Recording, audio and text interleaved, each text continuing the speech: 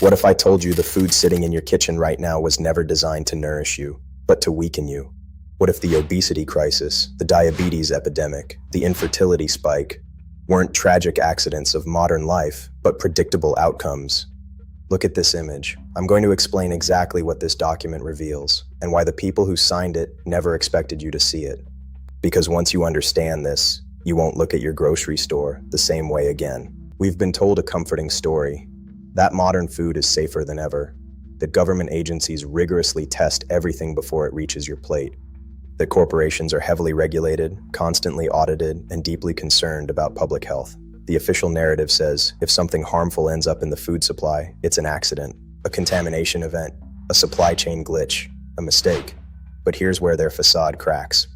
In 2016, researchers publishing in JAMA Internal Medicine uncovered internal documents showing that the sugar industry paid Harvard scientists in the 1960s to downplay sugar's link to heart disease and shift the blame to fat.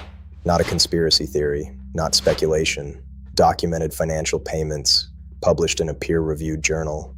They didn't poison the food with arsenic. They poisoned the science. And once they controlled the science, they controlled the guidelines. Those guidelines shaped school lunches, they shaped hospital meals, they shaped what food companies were incentivized to produce. Low fat, high sugar, ultra-processed. And that wasn't an accident. Now listen carefully, because the true term for this operation isn't food production. It's called regulatory capture. That's when the industry's being regulated slowly take control of the regulators. The watchdog becomes the pet, and suddenly the system that was supposed to protect you protects them instead. Back in the 1970s, Senate hearings exposed that food companies were already manipulating nutritional research. Decades later, the pattern didn't disappear. It expanded. Fast forward. Today, more than 50% of calories consumed in the United States come from ultra-processed foods, according to research published in the BMJ. These products are engineered for hyperpalatability, meaning they override natural satiety signals. In plain language, they are designed to make you unable to stop eating. But that's just the surface, because what I'm about to show you ties this directly to one of the biggest pharmaceutical booms in modern history. You won't believe the connections.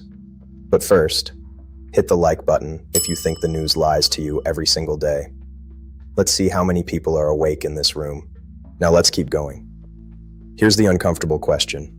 Who benefits from a population that is chronically inflamed, metabolically unstable, and dependent on medication? Follow the money. The global ultra-processed food market is worth trillions. The global pharmaceutical market? Also trillions. Obesity rates in the US have tripled since the 1970s. Type 2 diabetes has skyrocketed, and now weight loss injections are projected to become one of the most profitable drug categories in history. It's a perfect cycle. Sell the cause, sell the treatment, repeat. Evidence stack. Number 1. Heavy metals in baby food. In 2021, a U.S. House subcommittee released a report showing that several major baby food manufacturers knowingly sold products containing elevated levels of arsenic, lead, cadmium, and mercury. Let that sink in. Not traces from unavoidable soil contamination, internal documents showed companies were aware of high levels and continued selling products. Lead exposure is linked to developmental delays and cognitive impairment. Was this a mistake, or was it a calculation? Evidence stack number 2. PFAS in food packaging. PFAS, nicknamed forever chemicals, have been found in food packaging, non-stick cookware, and even drinking water. The CDC has acknowledged that PFAS exposure is associated with immune suppression, hormone disruption, and increased cancer risk, and yet, they remained in widespread use for decades. Internal industry documents, uncovered through litigation, showed manufacturers knew about persistence and toxicity as early as the 1970s. They knew. Evidence stack number 3, ultra-processed food and addiction. Research from the University of Michigan in 2019 found that certain ultra-processed foods meet the criteria for addictive substances in the brain. High glycemic load, artificial flavor enhancers, engineered texture. These aren't ingredients chosen for nourishment, they are engineered stimuli. Evidence stack number 4, agricultural subsidy manipulation. Government subsidies heavily favor corn, soy, and wheat, key components of processed foods. While fresh produce receives comparatively less support, high fructose corn syrup became cheap, seed oils became ubiquitous, refined carbohydrates flooded the market, cheap inputs, high margins, long shelf life, and a public health crisis that exploded in parallel. So what's the goal? It's not cartoon villains in dark rooms, it's systemic profit extraction. The Silent Hand isn't a secret society with robes and candles. It's a network of corporate boards, lobbyists, revolving door regulators, and shareholders demanding quarterly growth at any cost. If sickness increases profits, sickness becomes sustainable. If dependency creates recurring revenue, dependency becomes policy. Now pay attention, they did it with tobacco.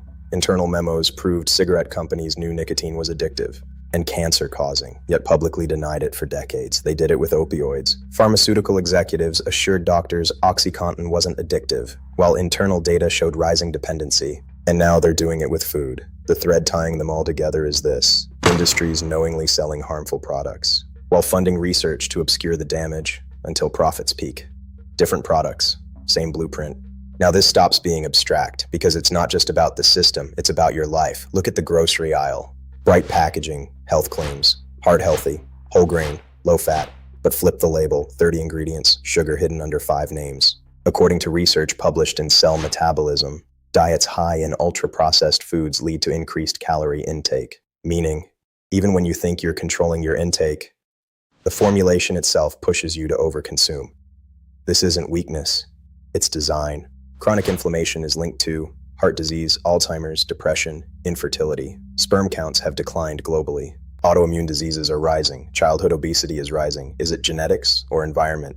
Imagine the next 20 years, a population metabolically fragile, emotionally volatile from blood sugar spikes and crashes. A sick population is easier to manage than a strong one. Less energy, less resistance, more distraction. Food is power. Control food, control health, control health, control productivity, control productivity, control society. This doesn't mean every contamination is a secret assassination. It means the structure rewards harm when executives receive bonuses for profit growth, when lobbying budgets dwarf research funding, when regulators leave to work for companies they oversaw. That's not a glitch, that's alignment. Marketing to children, product placement in schools, cartoon mascots, food corporations spend billions on advertising. Sugar activates dopamine pathways. Highly processed foods alter gut microbiota. This is biological leverage, and leverage equals influence. Now go back to that image I showed you at the beginning. You thought it was just an old document, but those blacked out lines represent knowledge. They didn't need to spike your food with instant toxins. They just needed to normalize slow damage, normalize chronic illness as modern life. This entire system isn't built to nourish you. It's built to extract from you, even if that means slowly sacrificing your health for profit.